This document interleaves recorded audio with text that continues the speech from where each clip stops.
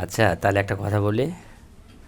আজকে আপনি যদিও গত রাতে আপনার প্রয়োজন মোতাবেক আমাকে ফোন দিয়েছেন, আপনি ডাকছেন, আমি আপনার কাছে গেছি। আজকে আমি আপনাকে একটা কথা বলি, আপনি আমার কথাটা রাখবেন তো? হ্যাঁ, বলো কি কথা? আপনি আজকে একটু শাড়ি পরবেন, হ্যাঁ? শাড়ি পরে আমাকে ডাক দিবেন। আপনাকে শাড়ি পরলে বেশ সুন্দর কিন্তু মানায়। হ্যাঁ ম্যাডাম, হ্যাঁ, কেমন আছেন? আছি ভালো। তুমি? জি আলহামদুলিল্লাহ ভালো আছি। আচ্ছা ম্যাডাম, বলো। কাল রাতে আমাকে ডাকে নিয়ে যে আপনি এই কাজটা কেন করতে গেলেন বলেন তো? কেন, আমি কি এমন করছি? আমি তো মানে বুঝতে পারি না যে আপনি এরকম একটা আমাকে মানে কাজ করাই নেবেন আমার দিয়ে। আরে বোকা,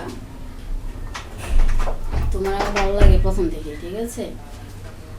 হ্যাঁ, ভালো লাগে ঠিকই আছে, কিন্তু আসলে ভালো লাগার মধ্যে একটা জিনিস আছে। আর আপনি যদি আমাকে ডাকি নিয়ে যে আপনি যে কাজটা করাইছেন, আমি তো বিয়ে শাদী কোনো কিছুই করি নাই, এটা কি আচ্ছা, আপনার ঠিক? এটা বলো যে তাতে কি তুমি কি খুশি হও নাই? আসলে খুশি অখুশির কোনো কিছুই নাই। আমি আপনার কাছে এটা কখনো আশা করি নাই যে আপনি আমাকে নিয়ে কাজটা করবেন। তার মানে তোমার ভালো লাগে না, তাই তো? শোনেন, ভালো লাগছিল, সব কিছুই ভালো লাগছে আপনার, কিন্তু আহ, আমি যেটা বলতে চাচ্ছিলাম, আপনারা অনেক বড় লোক ঘরের মানুষ, অনেক টাকা পয়সা আছে, কিন্তু আমাদের মতো ছেলেদের নিয়ে আপনারা ব্যবহার করেন। এটাই হলো সবচেয়ে বড় ব্যর্থতা। ব্যবহার করে দূরে সরে দিয়ে তারপরে আপনাদের মতো করে আপনারা চলতে থাকেন। কিন্তু আসলে এটা ঠিক না। তাই বলছিলাম, আপনি যে কাজটা করছেন এটা কি আপনি ঠিক করছেন? দেখো, এটা ভুল বুঝতেছো, ঠিক আছে? আসলে তোমার আমার সত্যিই ভালো লাগে, ঠিক আছে? আর তুমি যদি বলো যে তুমি বিয়ে করো নাই, ঠিক আছে, সমস্যা নাই। তো আমাকে বিয়ে করতে কি তোমার কোনো আপত্তি আছে?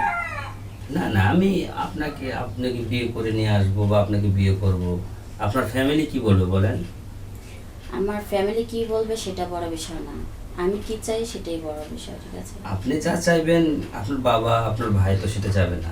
আর তাছাড়া ওদের সামনে এটা কেমন কি করা সম্ভব বলেন আপনি? দেখো, শোনো, আমি বাড়ির একমাত্র মেয়ে, ঠিক আছে? আমাকে তারা খুব ভালোবাসে। আর আমার কি ম্যাডাম, আবার কি কেউ ফোন দিল? আর বলো না, ওই যে আমার একটা ফ্রেন্ড আছে না, জি।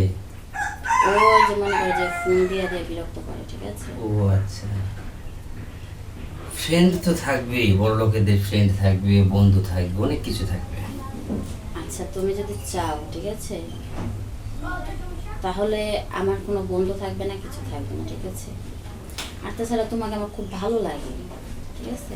আপনি তো ভালো করে জানেন আমি যেটা যা কিছু করি সেটা আমার জন্য ভালো, আর আপনি আপনার জন্য যেটা করবেন সেটা আপনার জন্য ভালো।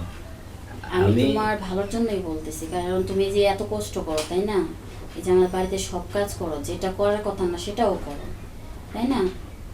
জি। আমি চাই যে তুমি এই বাড়ির জামাই হও, ঠিক আছে? তুমি রাজার মতন থাকবে।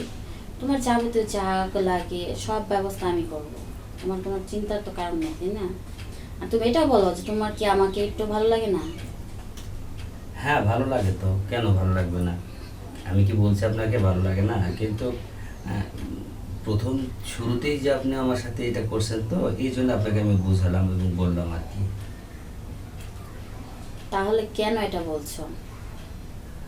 না, আমি বলছিলাম যে আপনি যেটা মানে রাতে কাজটা করে দিলেন আমাকে দিয়ে, এটা কি আপনার ভালো লাগছিল? কেন, আমি কি করছি?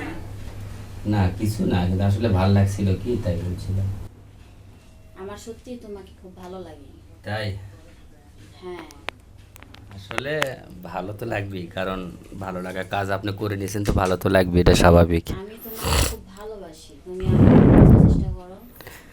হ্যাঁ তা তো জানি বা বুঝতে পারছি, তবে একটা কথা কি, তোমার যদি যা কিছু লাগে সব আমি দেখবো। তাই? তাই? হ্যাঁ একদম সত্য কথা বললাম কিন্তু। ঠিক আছে, তোমার যেহেতু আমাকে শাড়ি পরলে খুব সুন্দর লাগে, আমি সেটাই করবো, কোনো সমস্যা নেই। আর শাড়ি পরলে কিন্তু সব মেয়েদের কিন্তু অনেক ভালো লাগে। আর এই জন্য বলছিলাম যে শাড়ি পরলে, আসলে আমাকে কখনো এরকম ভাবে কেউ বলে নাই, ঠিক আছে? আমার তো অনেক বন্ধু বান্ধব আছে, যাতে তুমি জানো, তাদের সাথে আমি চলাফেরা করি, ওঠা বসা করি, বিভিন্ন জায়গায় ঘুরতে যাই।